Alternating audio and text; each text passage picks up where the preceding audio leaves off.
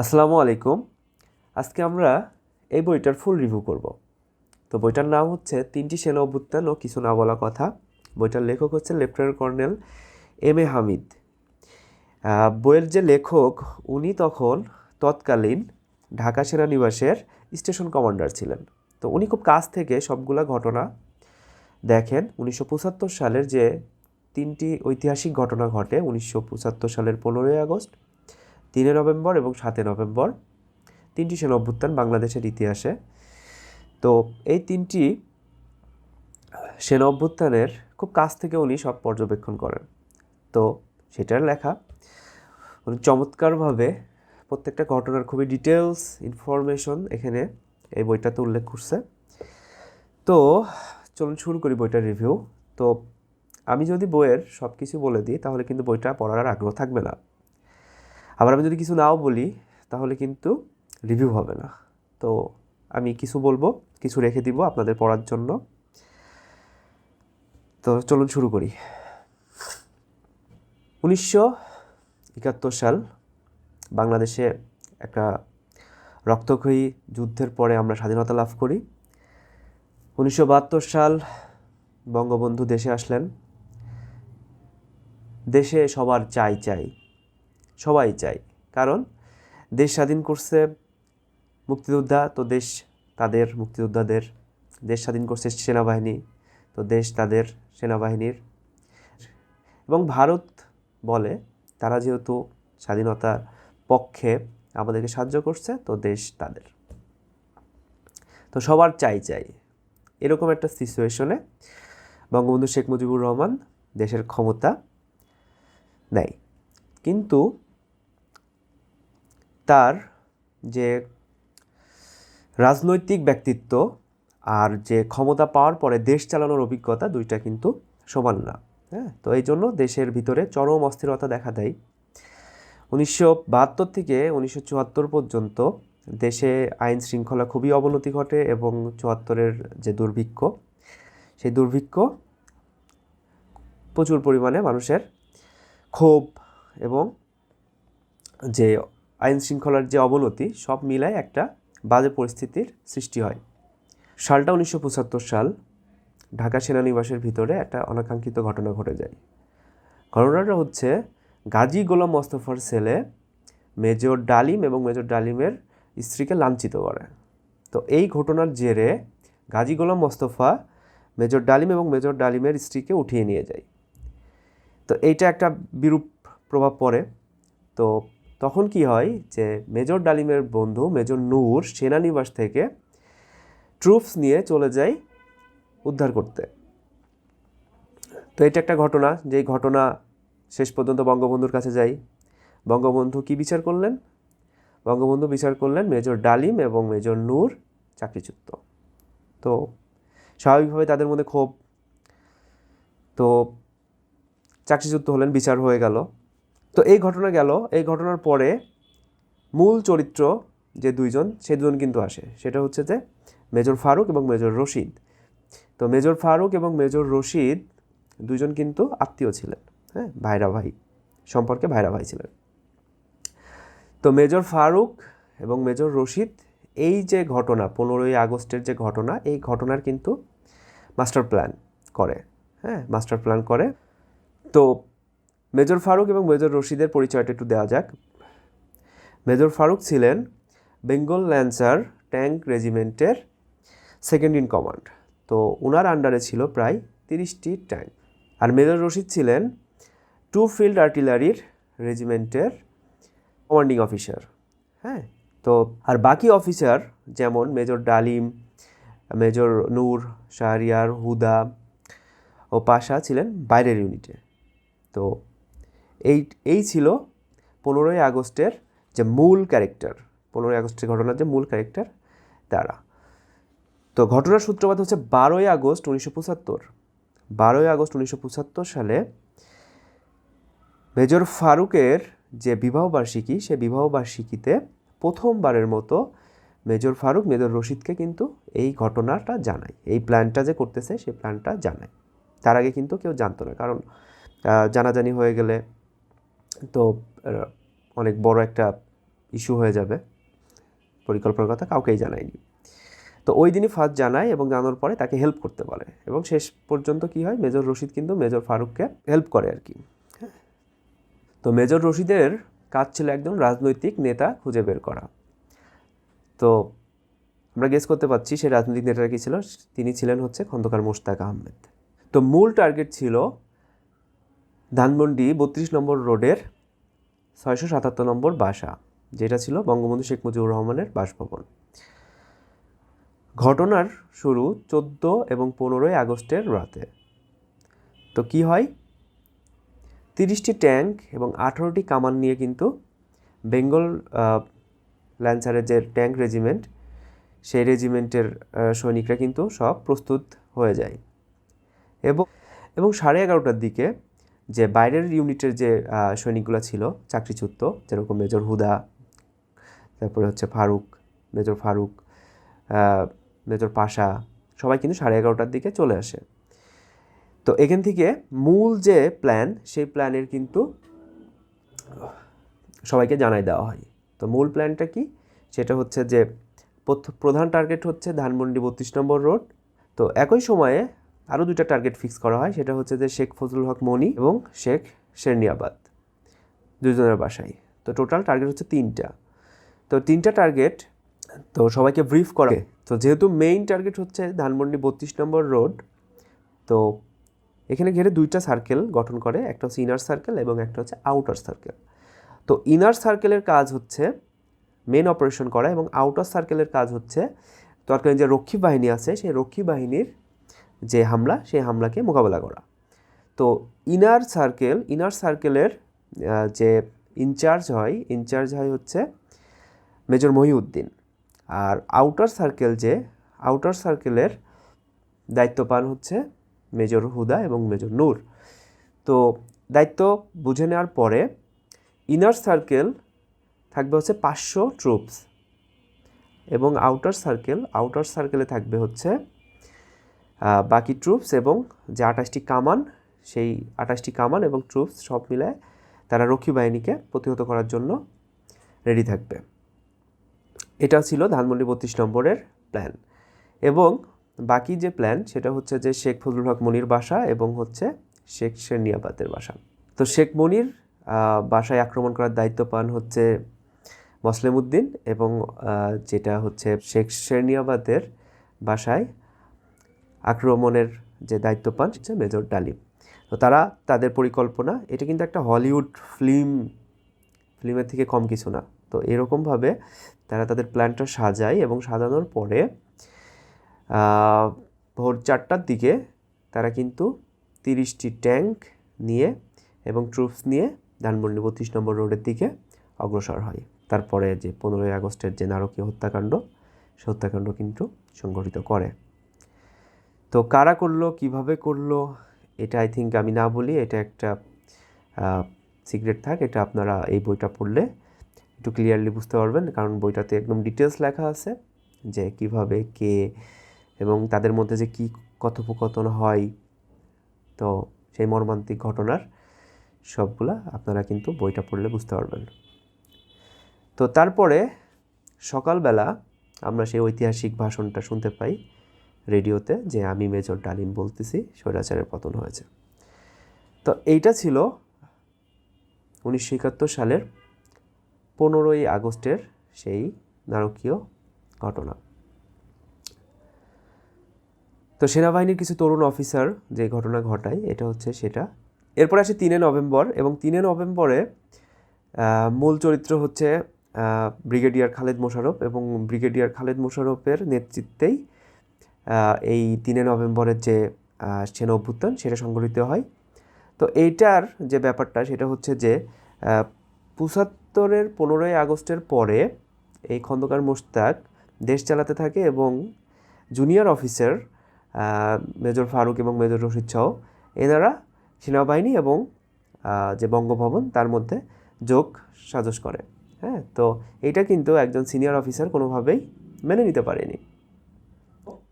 যেটা হয়, এই 15 আগস্টের ঘটনার পরে তখন তৎকালীন যে সেনাবাহিনী প্রধান জেনারেল শফিউদ্দিন, ওনাকে সরায়ে জিয়াউর রহমানকে কিন্তু সেনাপ্রধান করা হয়। কিন্তু এখানে একটা ঘটনা ঘটে, সেটা হচ্ছে যে যেহেতু এই খন্দকার মোশতাক কিন্তু অনেক চতুর একজন লোক, তো উনি যেটা করে এই জিয়াউর রহমানের উপরে একজন উপদেষ্টা নিয়োগ করে, সেটা হচ্ছে যে জেনারেল উসমানীকে। তো আপনারা যদি ঘটনাগুলা মুক্তিযুদ্ধের সময়ের ঘটনাগুলোও দেখেন, এই জেনারেল উসমানীর সাথে কিন্তু এই মেজর জেনারেল জিয়াউর রহমানের কিন্তু বৈরিতার সম্পর্ক ছিল। হ্যাঁ, তো যাই হোক, এটার কারণে যেটা হয়, জেনারেল জিয়াউর রহমান কিন্তু একক ক্ষমতার অধিকারী হতে পারে না। হ্যাঁ, তাকে রাষ্ট্রপতির কাছে পৌঁছাতে গেলে কিন্তু একটি স্টেপ বা দুইটি স্টেপ পার করে ঢুকতে হয়। তো সেটা সে কখনোই চায়নি। সে এক কথায় সে রাষ্ট্রপতি হইতে চেয়েছিল। তো তারপরে যেটা ঘটে যে 2 এবং 3 নভেম্বর একটা নীরব সেনা অভ্যুত্থান ঘটে যায়। তো এই অপারেশনের নেতৃত্বে ছিলেন ব্রিগেড কমান্ডার সাফায়েত জামিল। আবার কি এই খালেদ মোশাররফ এবং জেনারেল জিয়াউর রহমানের কিন্তু সম্পর্ক ভালো ছিল না।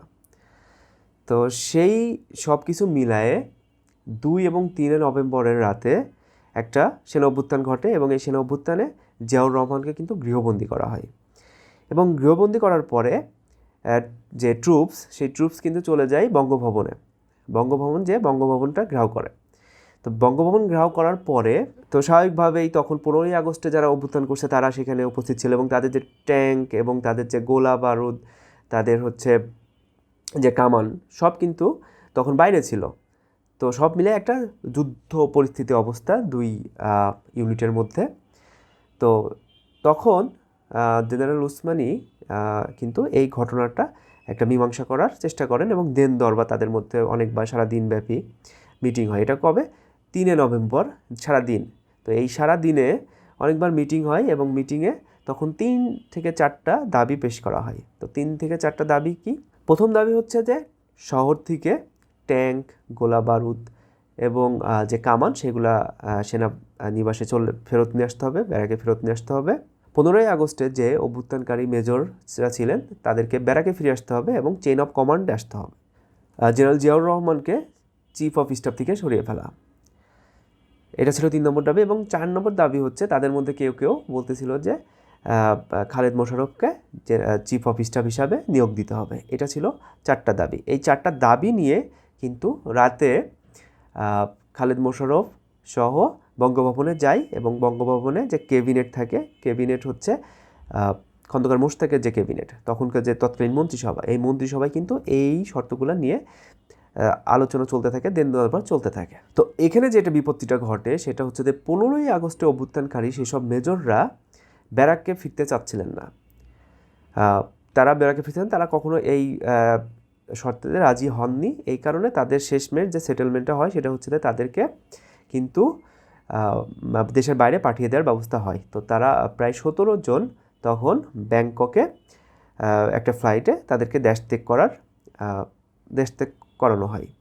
তো এটা তো এর মধ্যে যেটা ঘটে যায় সেটা হচ্ছে যে 2 এবং 3 নভেম্বরের যে রাতে, সেই রাতে কিন্তু একটা নারকীয় ঘটনা ঘটে যায়। সেটা হচ্ছে যে ঢাকা সেন্ট্রাল জেলে যে তৎকালীন জাতীয় 4 নেতা ছিলেন, এই জাতীয় 4 নেতাকে কিন্তু খুন করা হয়। তো সারাদিন এরকম ঘটনা দেন দরবার চলতে থাকে এবং রাতের বেলা একটা সিনেমাটিক স্টাইলে একটা ঘটনা ঘটে যায়। সেটা হচ্ছে যে যখন খন্দকার মোশতাকের ক্যাবিনেট এই শর্তগুলো নিয়ে আলোচনা করতে থাকে, কিন্তু তারা অনেক শর্ত, যেরকম হচ্ছে জেনারেল উসমানী তাকে চিফ অফ স্টাফ নিয়োগ করা, এই শর্তে রাজি হচ্ছিলেন না। তার কথা হচ্ছে যে সেনাবাহিনীর যে প্রসিডিউর, সেই প্রসিডিউর অনুযায়ী চিফ অফ স্টাফ নিয়োগ হবে। তো এই ঘটনাগুলো ঘটতে ঘটতে তখন ওই রুমে এন্ট্রি করে হচ্ছে সাফায়েত জামিল।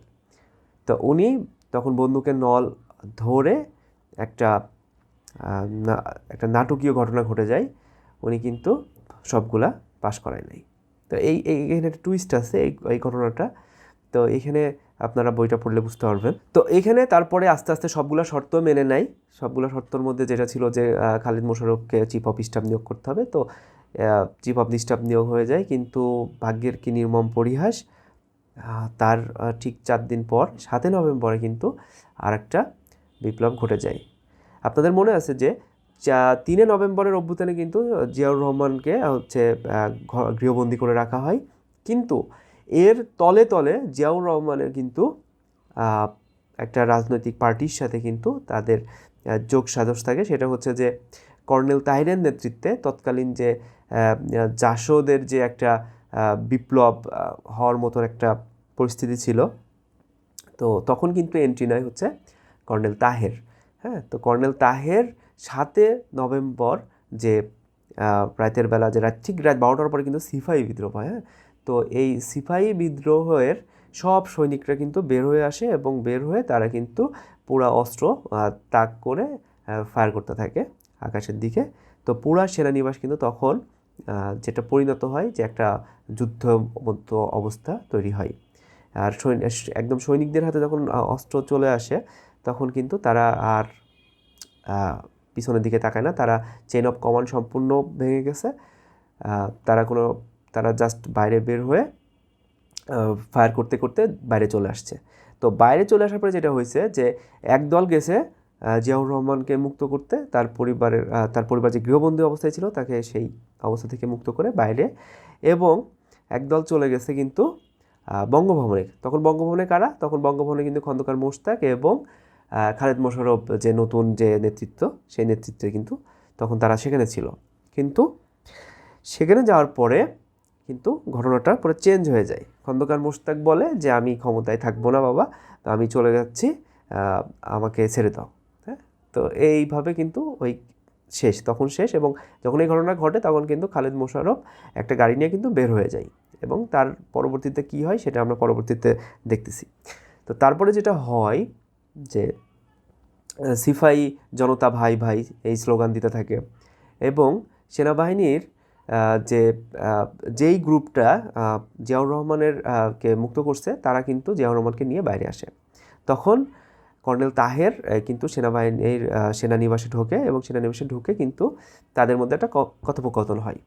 তো কর্নেল তাহের যেটা চাচ্ছিলেন যে জিয়াউর রহমানকে বাইরে নিয়ে এসে যে রেডিওতে একটা ভাষণ দেওয়া, হ্যাঁ, কিন্তু সেই কাজটা কিন্তু জিয়াউর রহমান করেননি, এবং শেষমে তাদের মধ্যে কিছু কথা কাটাকাটি হয়ে কর্নেল তাহের কিন্তু সেখান থেকে চলে যান। হ্যাঁ, তো এই হচ্ছে তখনকার ঘটনা। তখন কর্নেল তাহেরের যে প্ল্যান ছিল সেটা হচ্ছে জিয়াউর রহমানকে বাইরে নিয়ে একটা যে ক্ষমতার পালাবদল হচ্ছে সেটার একটা ঘোষণা দেওয়া, এবং ওনাকে সামনে রেখে জাসদ সহ তারা দেশের ক্ষমতায় যাবে, এরকম একটা প্ল্যান ছিল। বাট সেটা হয়নি, জিয়াউর রহমানের কারণে সেটা হয়নি।